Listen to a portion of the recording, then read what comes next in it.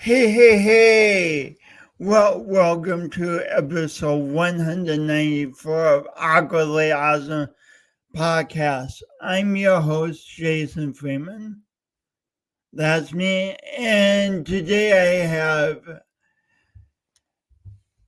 have two guests that form a team.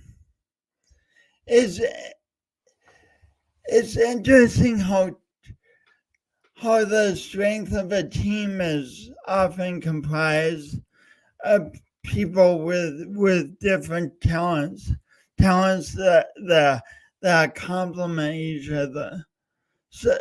Sometimes I know when I was young, I thought, oh gosh, Jason, you're not like the other kids. You don't fit in, you don't blend in.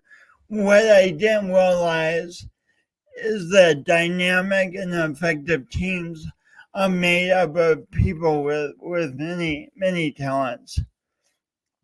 Well, I don't want to spoil any more yet. I'll be back in a sec to tell you a little bit more about our guest today. But first, this. Today's guest, Jim and Mecca Rutherford.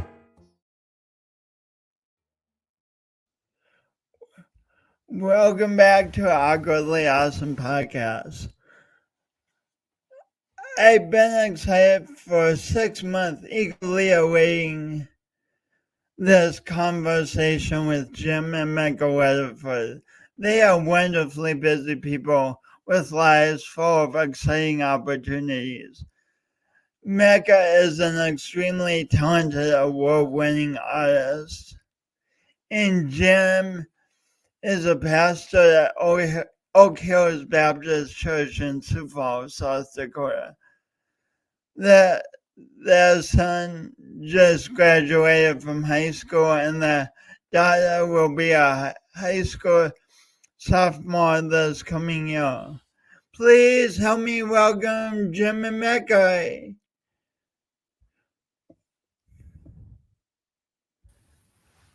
Well, welcome. Here. Hi, everybody. And thanks so much for being on Awkwardly Awesome Podcast. You're welcome, Jason. It's a real honor. Yeah, it's great to be here with you. I love starting off when my guests are kids and talking about that, because some guests have a clear vision of exactly what they want to do when they are kids, but some paths twist and turn. So Jim, if I had known you at age 7 or 8 and asked you, what do you want to do with your life? What do you think your career will be? What would you have said? Boy, at 7 or 8, I would have said something like, I want to drive a big semi truck with a sports car in the back. Something like Knight Rider is probably what I would have said. No.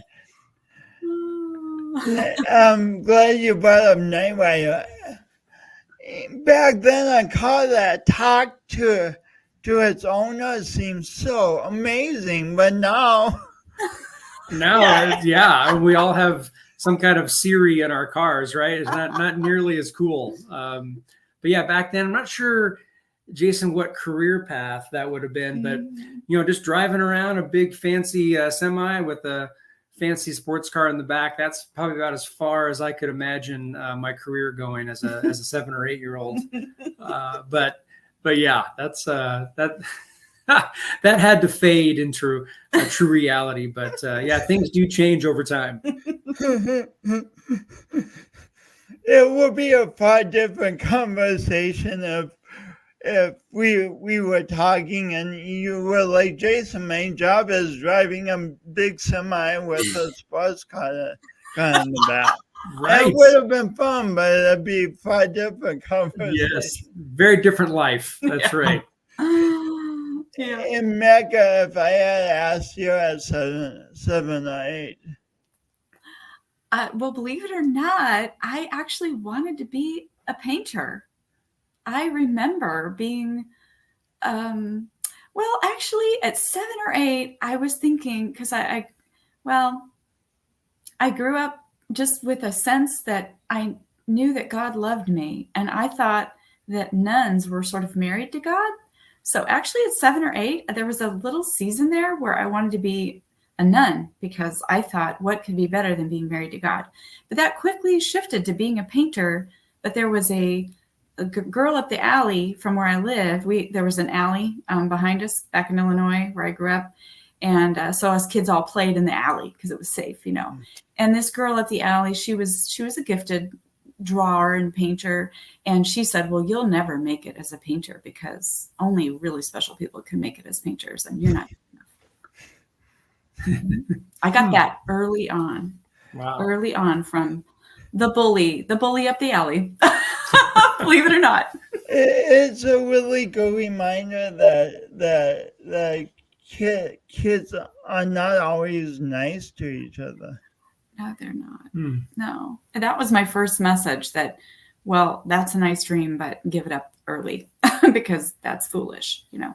She was older than me by a couple of years. So, you know, when you're little, a girl like a few years older than you, that her skills were stronger than mine artistically, I believed her.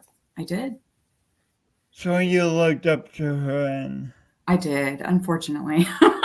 Just because she was older, and she showed me some of her drawings and they were really good. And so I thought, oh yeah, you know, she's right. I don't know what I was thinking, you know. What was your first glimmer? Maybe it was before that, hey, drawing is fun, painting is fun. Yeah, you know, a lot of people think that we just sort of come into the world with, you know, a pencil in one hand and a paintbrush in the other, and we're just painting and drawing. And no, I mean, if you see my early works, I mean, it was like, you know, a big saucer face with eyelashes that look, I mean, I have some of my early little drawings of people, and they are hilarious. They're stick figures, just like everybody else. But I think what set me apart is that I was constantly just deeply observant.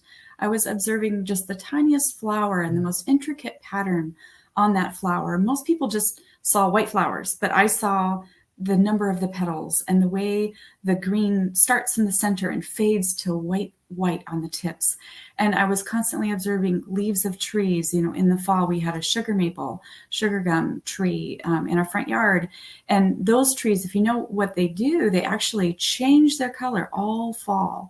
They'll start with yellows and oranges and purples and reds. And I remember just every day opening my window to observe how the colors changed and looking at how the light struck those colors, passed through those colors. So I was just deeply observant from a young age. And the neat thing about my faith is that I believed that all that beauty that I was seeing were like little love notes from God, my creator. I believed that God was showing me his love for me by the beauty that I was beholding. So it was sort of not only just observing the beauty, but also feeling love from that beauty. And then wanting to, from that inspiration, wanting to reflect back that to the world by creating something, by duplicating it. You know, I took it in, I inspired it, I was inspired by it, inspiration. And so I wanted to I wanted to share it with others and inspire others through it. So that's kind of how it got started. I was overwhelmed with beauty, and it was like I was bottled up inside of me, and I had to share it. You know, I had to duplicate my version of it to the world. So that's kind of how it started. Do you have any mentors when you were really young who taught you how to observe, or was it just something you got interested in? Yeah, you know, observing was something that was just in me. That is what I was born with. And I think that's true for a lot of people that are artistically minded. They're just super observant. if anything changes in a room, I'm aware of it. Who left the socks on the floor? Like I'm all over that. And Jim, I can. Is she aware if anything changes in the room, Jim? Yes, she is. Yeah, you can't sneak anything by her. But him, I can like completely like move things around, and he'll be just like, he'll walk right through, like, hey, did you notice? Yeah. He's just like, oh no, I didn't see that. So the awareness was definitely there, but I do distinctly remember in college, I was an art major, and I had a friend who was a professor at another university, an art professor. And he was just a few years older than me, but he had a very straight path and graduated, spot on, and then went on to be a professor. And he made this comment that don't just think white when you paint white on a canvas. Think in terms of how the light hits that white. And, this shirt most accurately is probably this color here. But if you look at this is opposite, so it's hard. If you look at the shades, they're a different color. And so white, when you paint it, is not often totally white anywhere, except for maybe one highlight or a couple highlight spots. So that was someone that like actually deepened me in my observation to not just think white, but to see, like, what do I see? What do I observe? And then reading about how other painters see. Monet was quoted as just saying, just paint what you see, not what you think, but what you see. Wow. So Jim, Mecca, close observation was something that Mecca got interested in really early on. Were you interested really early on in like public speaking or something like that? Yeah, actually, I was. Really? Yeah, and so I'm a pastor now, but I didn't grow up in a Christian home that really was practicing any specific regular faith journey. But yeah, your question was public speaking. So in high school, we'd write these papers, and you'd be asked to do a speech as part of English class and such. And those were always the easy days for me. I had no problem standing up and saying a few things. Was given opportunities to MC, some events in high school, but never saw that as translating into any kind of future. I was more entrepreneurial and small business minded. I wasn't really thinking about using those oratory skills, but yeah, that eventually came along and kind of converged. But yeah, all the way back. I mean, if Mecca has a bent towards observation, I would say I probably have a bent towards some kind of communication and leadership from that. But yeah, didn't see it coming as being part of a ministry or as a pastor. So Jim, when someone says the words public speaking, a lot of people start getting a knot in their stomach and start going on, no. But do you have any sense of how you kind of bypassed that nervousness, or did you bypass that nervousness? Yeah, that's a really good question. Given different, even now, being asked to speak at different events or step into a moment or into an environment that I'm not used to speaking in, I think that causes all of us to pause a bit and to ask ourselves some different kinds of questions. But yeah, there's always a sense of that outside of my normal, teaching context. But over the years, as I've taught different things, it's really more about content and how to connect with the audience, how to like make a point, or how to kind of move people or inspire people. That's more of the focus, not so much on, well, what am I going to do or what am I going to say? It's really more about the content at this point because I've been doing it for so long. But That's kind of an interesting question. It's one of that's almost kind of baked in there. So the challenge really pivots more to the creativity or the art of what you're going to say, content, not even so much the delivery. Delivery, I rarely think about. It's more, just the actual content, and then the delivery and the actual connection. You pray, all comes together and happens. So, as a public speaker myself, I'm a bit envious of pastors because you know that you're going to be speaking every Sunday. It's such a consistent routine of practice and being in front of an audience. yes, absolutely. Yeah. And it takes a fair amount of just discipline and endurance in that. I think Mecca and I talk about that all the time, where I'm working on a message and I have a deadline for Sunday, and she's working on a painting and has a deadline. Oftentimes those deadlines are softer, but she's trying to, make progress on that painting. And it's a gift to not always have a deadline, that you can just let it flow. And if you thought it was going to take you 5 days to finish, but it wound up taking you 15 days to finish, you learn something about yourself, and you learn something about that unique piece of art. But with my work, there's no grace in that sense. Like, it's just coming around, every 7 days. And so that's a little bit different skill or art. And sometimes you feel it and sometimes you don't. And you have to step into that anyway. So that's an interesting thing that we have in common, and also something that's a little bit different. And we try to learn from each other, I think, in that creative process. Yeah. So speaking of deadlines, you have two kids, and one just graduated and one's a sophomore now. But when they were younger, how were deadlines? Because you couldn't just say, hey, 6-year-old kids, go off for 5 hours. Daddy and mommy have deadlines. Go do your own thing. You couldn't say that. That's absolutely right. Absolutely right. Yeah. So I'll give a quick brief on that and let Mecca jump in. But so when we were married for 5 years before we had kids, and you were in California? We were actually in Arizona. So I'm from California. Mecca's from Illinois.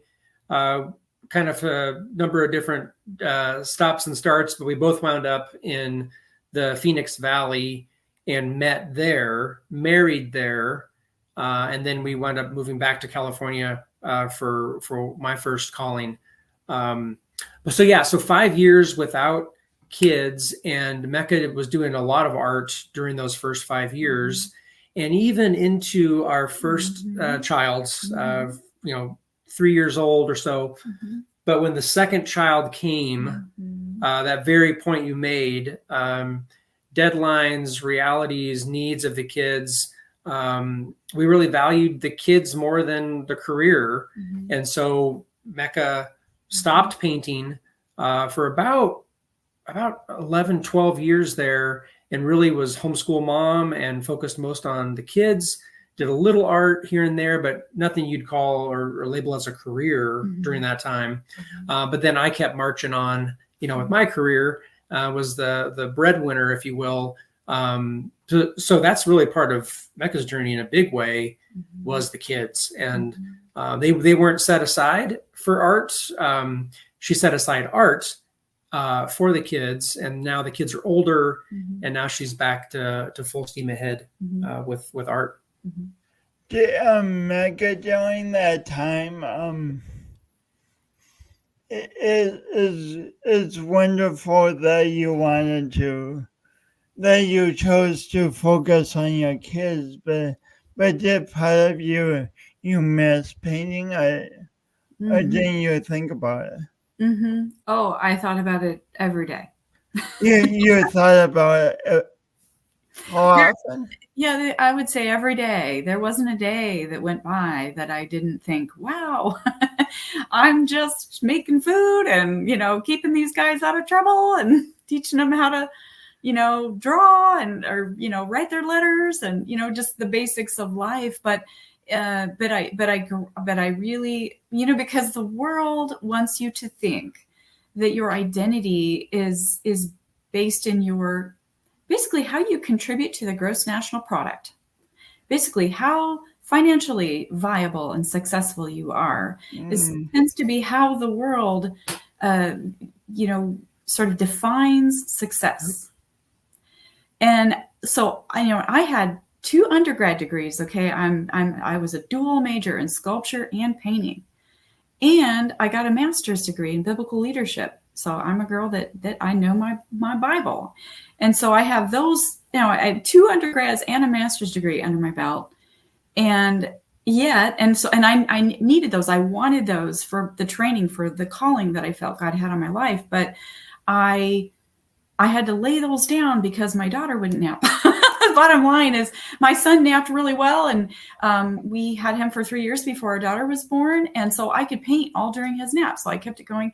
But then when she wouldn't nap, she just didn't, for whatever reason, she struggled with her naps. I found myself, I just got warmed up at my easel and she'd, the little monitor would go off. And I found myself just kind of angry.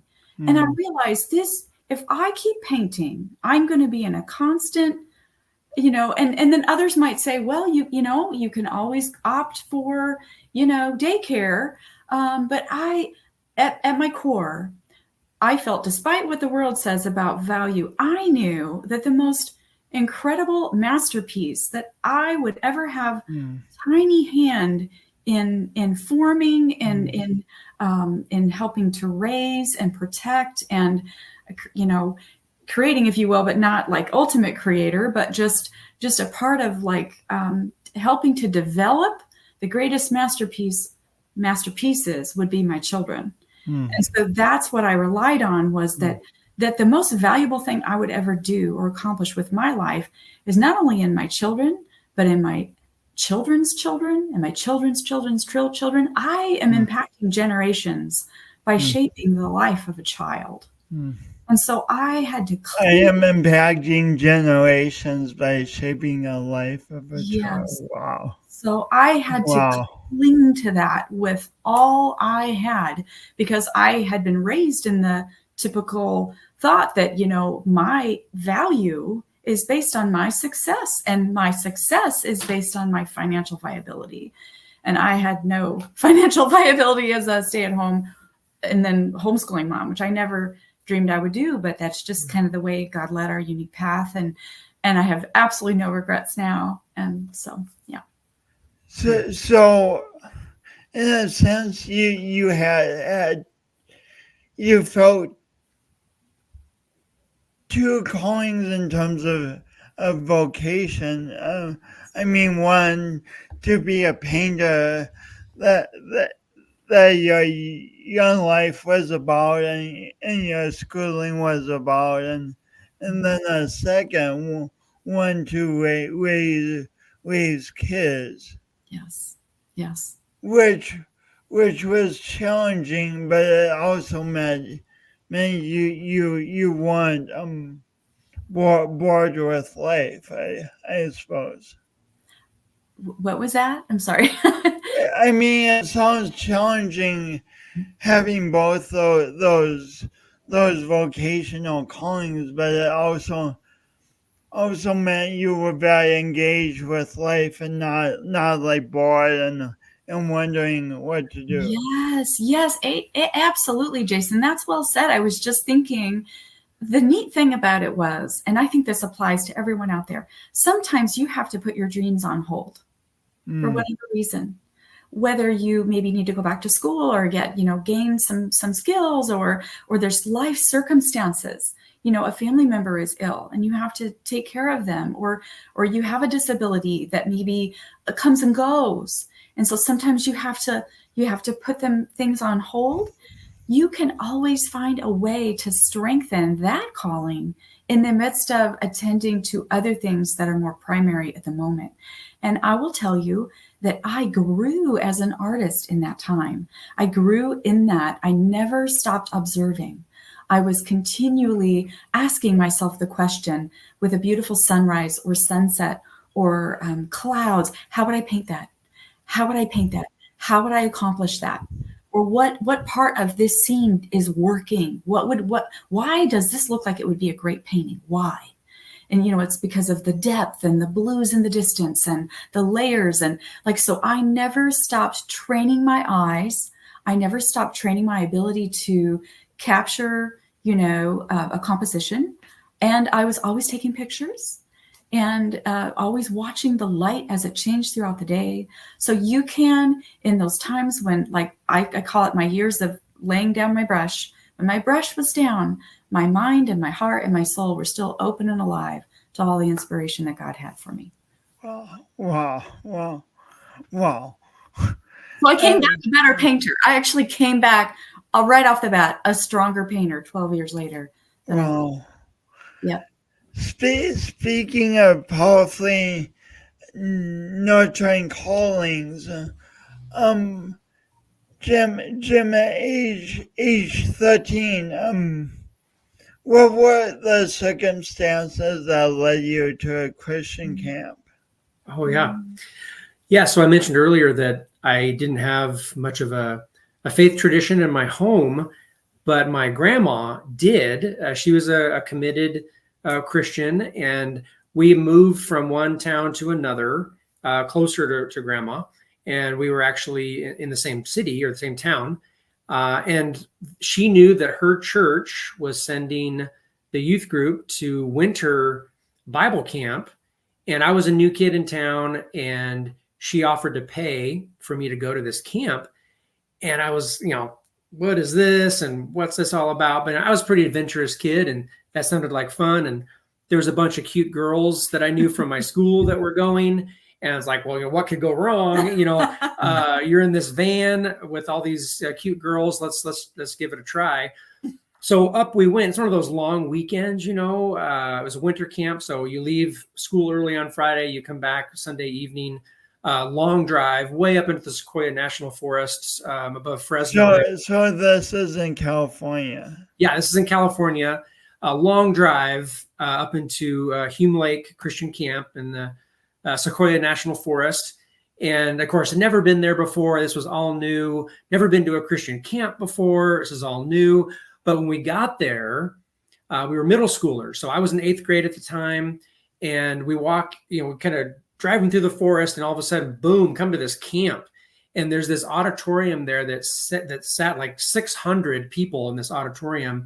This huge it's a big camp. Big camp. I think it's got to be one of the biggest, certainly in California, if not the country.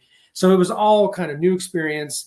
First night of the camp, Friday evening, before any of the fun, before we hit the ice or built a snowman or anything like that, it was this message, this guy up talking about Jesus. And that's how it all started for me. I was 13. I was midway through my 8th grade year. And it was like all these lights started coming on at that point in my life. So big change. And some of those changes didn't take effect until much later, but certainly the seeds were planted of God's love for me at that camp. Yeah.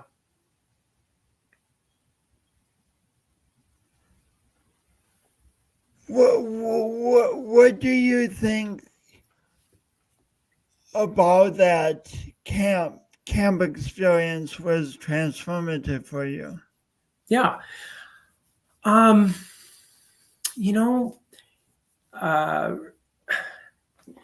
The big thing was not really having a clear understanding of God's love and his love expressed through Jesus Christ. I'd gone to church at Christmas and Easter, and I was pretty much a cultural Christian at that point. But it was at this camp that a lot of things kind of came into alignment when I probably was old enough to understand that I was broken and I made bad choices, and I was have done things that I wasn't proud of and all these kinds of things. So when a speaker, came on the stage with all these peers, hundreds of peers, and he starts talking, I just really felt that God was speaking to my heart in a unique way, and that what the message he was saying was absolutely true of my life. And I was beginning to understand that God wanted me to know him, and he had sent his son for me to know him, and to pay the price for me, and to call me into relationship, invite me into relationship with him. And so that was all new to me as a 13-year-old, and started this whole journey of who is God and how has God made himself known in human history. All these kind of lights are coming on to me that really had been kind of dim previous to that. And really, like I say, started this faith steps, one in front of the other, not perfect, did a bunch of other stuff really that God wouldn't be proud of, and that hurt God's heart. And as a high schooler, but towards the end of high school, those seeds that were planted at Hume Lake began to grow and sprout, and kind of take me in a different direction for my life. So that camp was a major piece of my childhood, and shaped really who I am today. What's it like, Pastor Jim, knowing that now you're someone who was in front of a person who was in front of you shaped your journey at Hume Camp? What's it like knowing that now you're that person who's up there delivering a sermon, and people listening in the audience, too much into speaking in the congregation, are being moved by what you say? Yeah, that's a really good question. So to connect it back to Hume Lake, so at 13, I heard the good news about Jesus for the first time. Fast forward about 4 or 5 years, I'm a freshman in college, and I was asked to go back to Hume Lake as a counselor. So the first time I went there, I was a camper. And the second time I went to this camp, I was actually leading other kids for a week this time, Sunday through Saturday, for a whole week of learning and fun and camp experience. And so that really, I was at that point still pursuing business and pursuing a totally different career path at that point. But at 19, another one of those light bulbs came on, and I realized maybe God wants me to use my own personal experience of how I understood Jesus to pour into other kids. And so for the next 4 years after that, I was working with middle schoolers and high schoolers, very much thinking through, like, I remember their age, I remember what they were thinking, I remember what they were going through. How might I make a difference and impacting them, and lifting them up and encouraging them in Christ? And so that's kind of opened the door a little bit. I put my pursuit of owning a business on hold, you might call it that. Dropped out of college and was working in a church part-time. And my parents are like pulling their hair out, like, oh no, we've lost him. What is this kid doing? But it was imagining, wow, how might I help kids like I was helped? And so I think about that regularly, even though I'm not working directly with middle school and high schoolers now. I still think about it all the time. I have middle school and high school kids, often these days, my own kids sitting out there, and I'm thinking all the time, like, it's easy for me to think about what a 30, 40, 50-year-old is thinking. But I have to continue to ask myself, how is this going to connect? How is this relevant to a 13-year-old that's trying to connect those things maybe for the first time? And so, it's a great challenge, and it never goes away. And it's always there for where I am on a daily basis right now. So Wow. Great. Cool. Yeah. Speaking of callings, Mecca, is it okay if I share your website and we talk about the images a little bit? Of course, yes. This warning to everyone, this might be a little clunky when I do this to get to the website. No.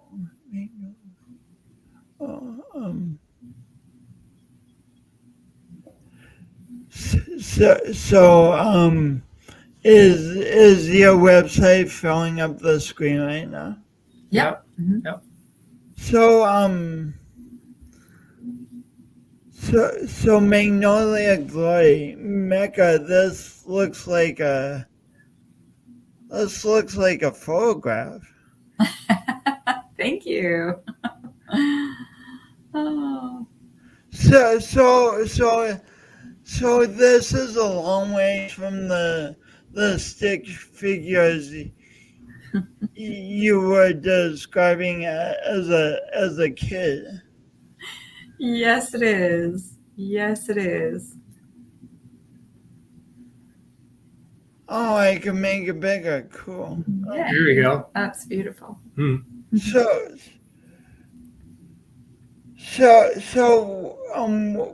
what do you want to say about this painting? Well, I would love to connect with something you just said about this is a long way from stick figures when I was 5.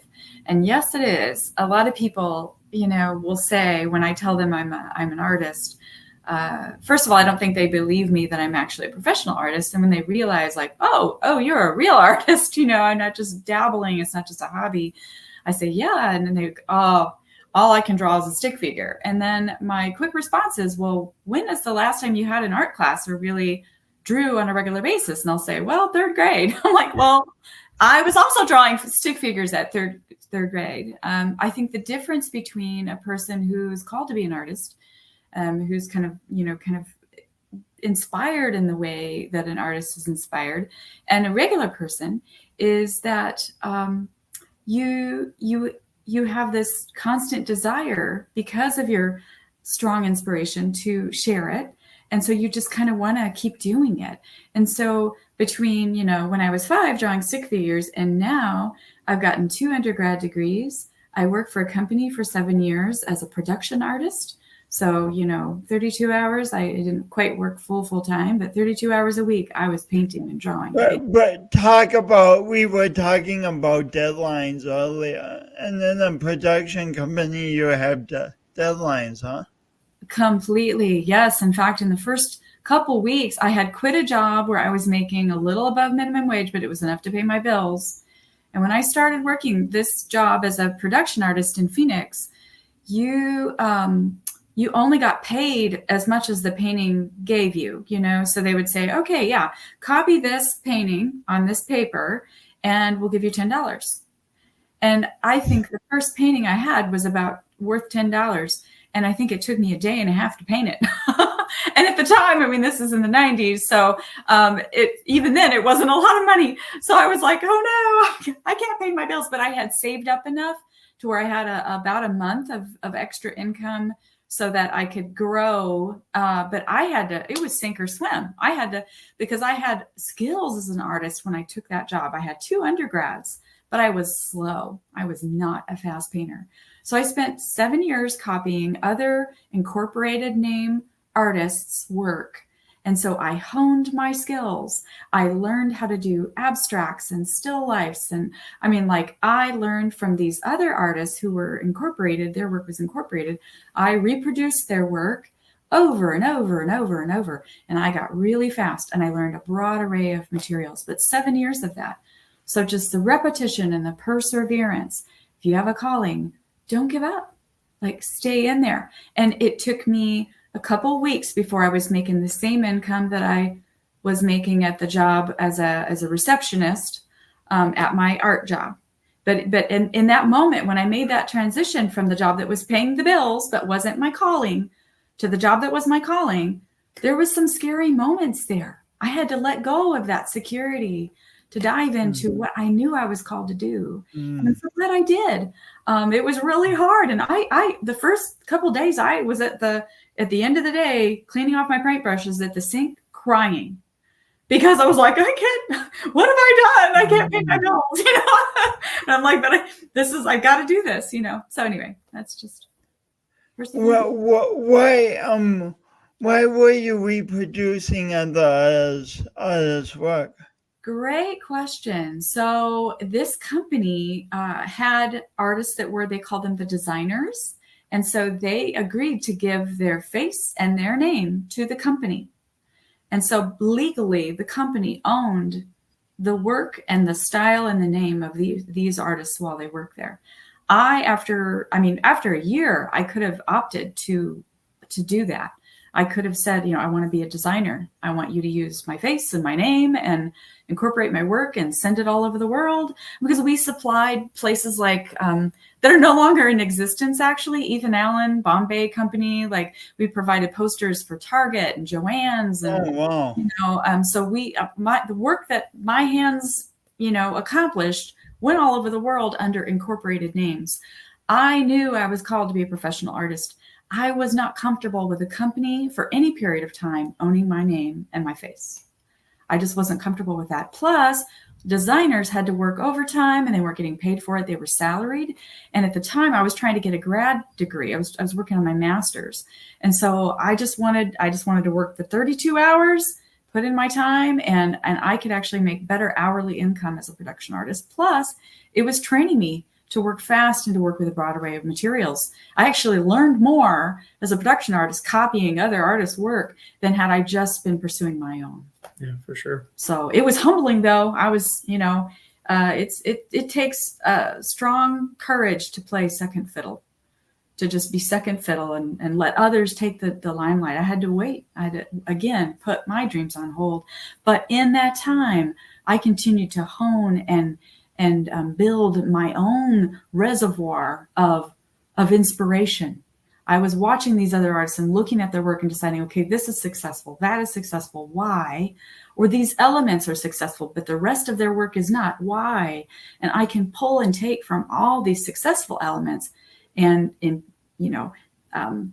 bring that together with my own inspiration and what I love to create and make it my own. There's an interest.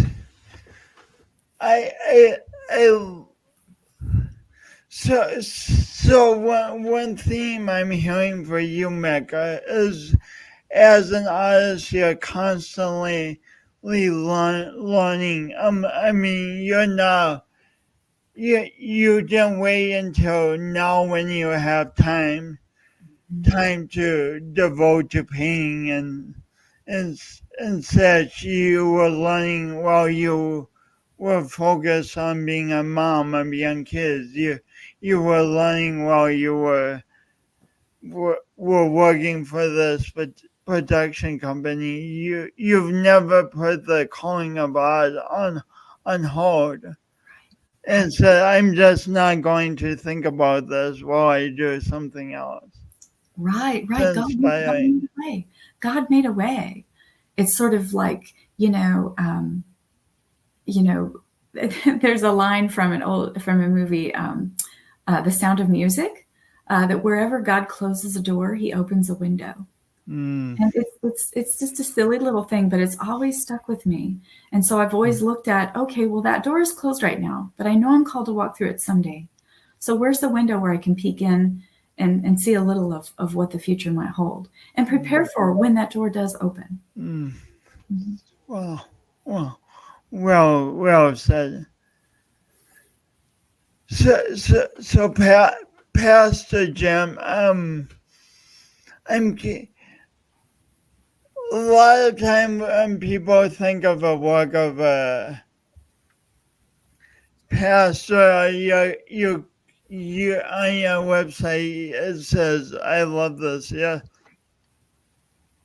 you're the teacher and leader of your church.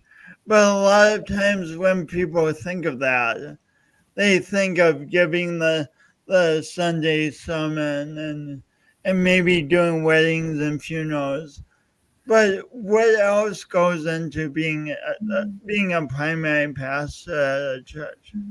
Yeah. Yeah, that's a good question. There's a lot of administration in leading a church in our day, especially in a smaller church. Larger churches, they have more specialization across the staff. We have pretty small staff, and so a lot of those administrative things do come to me, or I have oversight of, and so that's definitely part that doesn't show up so much on Sunday mornings during the sermon or on Saturday nights at the wedding, that kind of thing. But all that is required to really have a church function in a healthy way.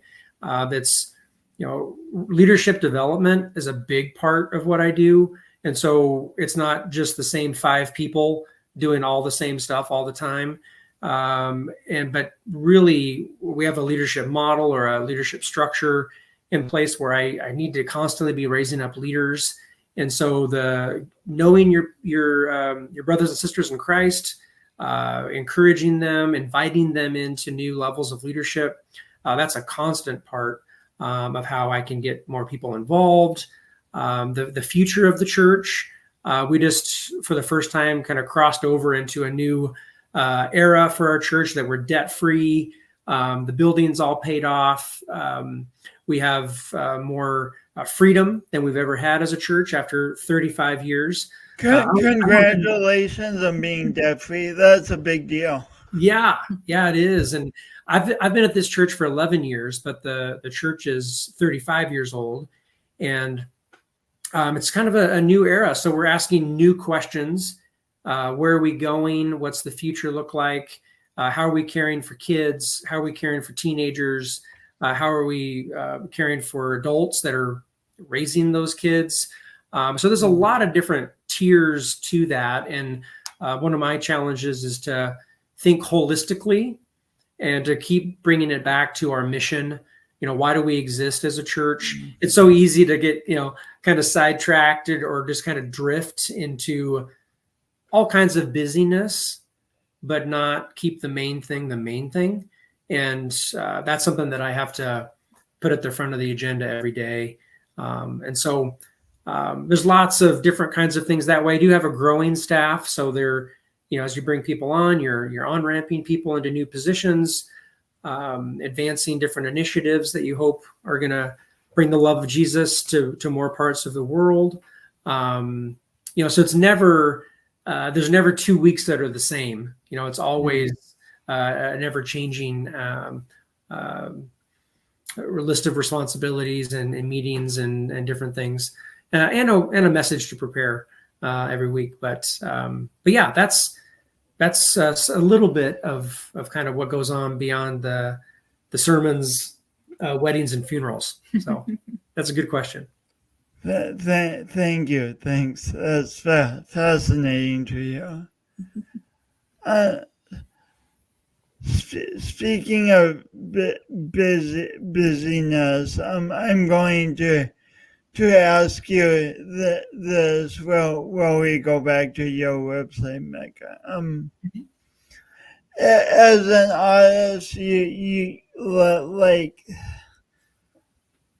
like you, even now with all young kids, you don't have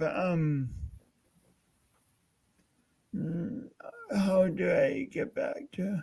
Okay, that's even now with young kids, with the kids getting older, you don't have like 16 hours a day to paint. I mean, as life happens, how do you, in the busyness of life and the endless temptations to focus on different things, how do you create the time you need to get these amazing paintings done? That's a daily question. It is a daily question. It's never, It's never It stagnant is a either. struggle, Yeah. yes, because even though our children are growing, nearly grown children are, they're well on their way. They don't need me to feed them every day. Although, we do have to prepare and get, dinner going and things like that. They're fairly self-sufficient, but they are teens and they do need, corralling and directing, and they have questions. And plus I'm working out of the home. So of course, as a visual person, I like things to be clean and tidy. And, if there's dishes hanging around in the kitchen, I want to take care of that. So yes, I really struggle to be strongly disciplined to get into my studio. I have a time goal. I don't always hit it, but I'm careful not to beat myself up when I don't hit that time goal to get. What is your time goal? It depends on the day. So my goal on non-exercise days is 9 a.m. My goal on exercise days is 10 or 11. So I give myself a little leeway, because sleep is really important too. I never want to not sleep. And believe it or not, I guess most people probably don't think about this very much, but painting is really an athletic pursuit. Really, even just, working a desk job is an athletic pursuit, in that, your body has to be strong and well enough to hold yourself up and type. But for me, I can be standing for several hours a day, sometimes in a similar position with my arm up. So I have to exercise. That's important. I have to get good sleep so that I can, because I want to go I want to go the distance as an artist. I want to be Grandma Moses. I don't want to be, I have no vision for retiring. Like I love what I do. I love that. I have no vision for retiring. Yeah, that's not even, we both love what we do. Jim's may shift. There's quite a lot of more stress with what he does than what I do. So, because I hear that a lot of ex-presidents paint, like that's what they do in their retirement. So I'm already doing it.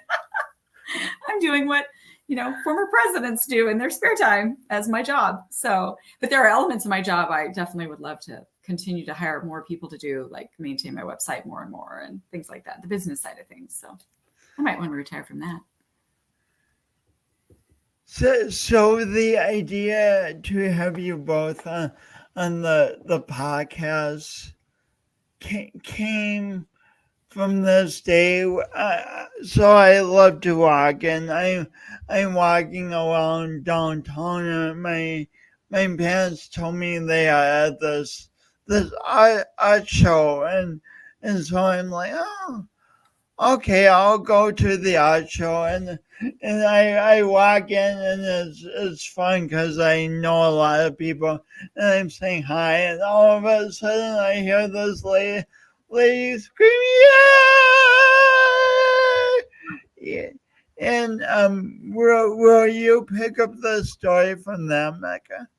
Oh, I don't remember that, Jason. What? You had the Northern Plains. You probably got the award. For I thought you meant the first show where I met you at Julia's. No, the show where you got the award. Yes. So let's go back a few years. I knew that, my time would come for me to paint and potentially be in a show, to build enough work to be in a show. And so I was dragging Jim. He goes willingly, but it was like, can we go to this show? Because I want to see what it's like. So this is before I was painting again. And so Jim would faithfully go with me to everyone because I wanted his opinion on where he thought I would be a good fit. Because there are different kinds of shows that we have here in Sioux Falls, different galleries we have here in Sioux Falls. So as we were always going to those over the course of about 3 years.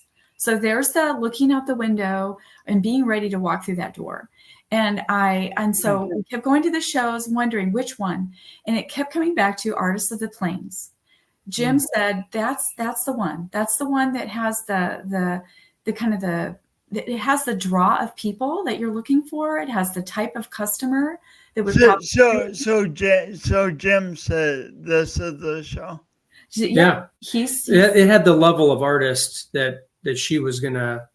Those were her peers more than other shows, and it was like, this is where we want to be in the near future as God opens doors. And so And we also always had that in the back of also our the minds. kind of customers that would appreciate my work, because I could show it other places and no one would be interested because it's not the kind of customers that the particular gallery or show, drew. So yeah, so we had our sight set on Ours of the Plains, and then when it came to last fall, in the summer, I was thinking like, Jim, should I do it? Should I do it?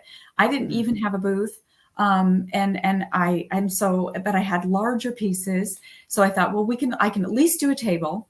And so I signed up for a table, and I thought, boy, I'm going to pack out that table and I'm going to have paintings behind the table. I'm going to sort of overflow from the table.